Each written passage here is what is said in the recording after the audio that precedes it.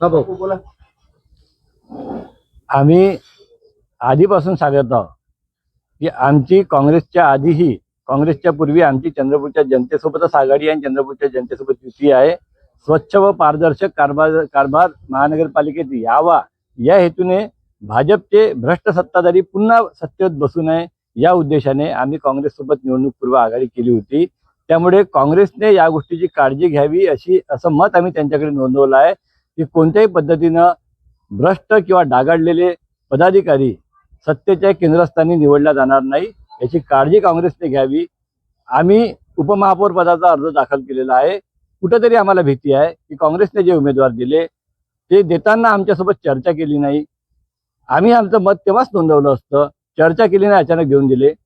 तरी पण उद्या 10 तारखेला उमेदवारी अर्ज मागे घेण्याची वेळ असल्यामुळे आम्ही 2 दिवस चर्चेमध्ये त्यांना सांगितलं, आमची स्पष्ट भूमिका सांगितली की स्वच्छ व पारदर्शक कारभार महानगरपालिकेत आणि हाच आमचा एकमेव हेतू आहे.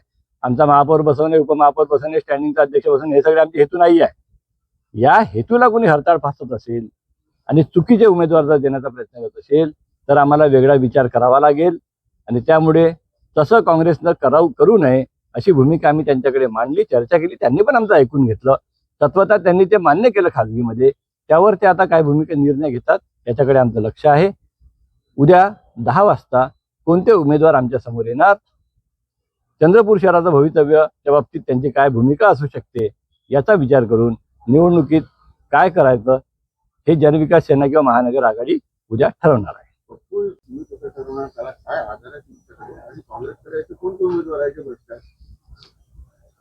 कोण उमेदवार किती भ्रष्ट आहे, कसे भ्रष्ट आहे, उद्याच्या निवडणुकीच्या पूर्वी ही आघाडीची चर्चा आहे. ती बंद दाराआड झाली पाहिजे म्हणून आम्ही बंद दाराआड सगळी चर्चा त्यांच्यासोबत केली आहे. मात्र उद्या जर असं काही घडलं तर आम्ही त्याचे सगळे पुराव्यासहित आम्ही आमची भूमिका स्पष्ट करू. एक लेटर बॉम्बही आम्ही त्याच्यामध्ये टाकू आणि आम्ही हे स्पष्ट करू की आमच्या म्हणण्याला कोणता आधार होता. उपमहापौर पद आणि काँग्रेसचा उमेदवार निवडून आला तर 5 वर्ष तुमची भूमिका काय राहणार? उपमहापौर पदासाठी आमचा जो आक्षेप आहे तो आम्ही त्यांच्याकडे नोंदवला. त्यांनी आम्हाला न विचारता उमेदवार ठरवला. आघाडीचा उमेदवार त्यांनी परस्पर ठरवला. त्यामुळे आम्ही उमेदवारी अर्ज टाकला.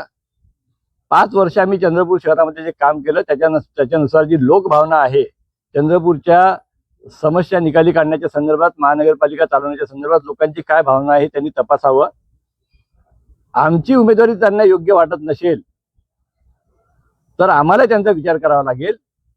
परंतु चुकीचा उमेदवार आमच्यावर लादला तर आम्ही सहन करणार नाही, हीच आमची भूमिका आहे. आणि स्टँडिंग महत्वाचं असते. अशा परिस्थितीमध्ये स्टँडिंग मध्ये राहून तुम्ही या काँग्रेस किंवा भाजपला कसा धडा शिकवू शकता जरा ते सांगा. नाही, मुळात काय आहे, आज मी कालपासून माध्यमांमध्ये बातम्या बघत आहे की उभाटा आणि भाजपची युती होण्याची शक्यता आहे. सत्तेची चाबी याच्या हातात आहे, हा किंग मेकर आहे. मी तुम्हाला सांगतो, महापौर बसवला म्हणजे सत्तेत गेलो, म्हणजे किंग मेकर झालो, हे अर्ध सत्य आहे. मी 5 वर्ष महानगरपालिकेत होतो, जवळून महानगरपालिकेचा कारभार बघितला आहे. चंद्रपूर महानगरपालिकेचं जवळपास 400-500 कोटींचं जे अंदाजपत्रक आहे ते अंदाजपत्रकाचं नियोजन करण्याचं संपूर्ण काम ही 16 सदस्यांची जी स्थायी समिती असते, त्या स्थायी समितीमध्ये ज्याचं बहुमत असते त्यांच्याकडे ते सगळी अधिकार येतात. खऱ्या अर्थानं स्थायी समितीमध्ये ज्यांचं बहुमत असते, अध्यक्षपद असते, तेच महानगरपालिकेची सत्ता चालवतात. महानगर आघाडीकडे एक स्थायी समितीचा सदस्य असणार आहे. समजा भाजप आणि उभाटाची युती झाली तर त्यांच्याकडे भाजपचे 6 आणि उभाटाचे 2 असे 8 स्थायी समिती सदस्य राहणार आहेत. काँग्रेसचे 7 स्थायी समिती सदस्य राहणार आहेत. काँग्रेसचे 7, आमचा 1, 8, भाजप आणि उभाटाचे 8.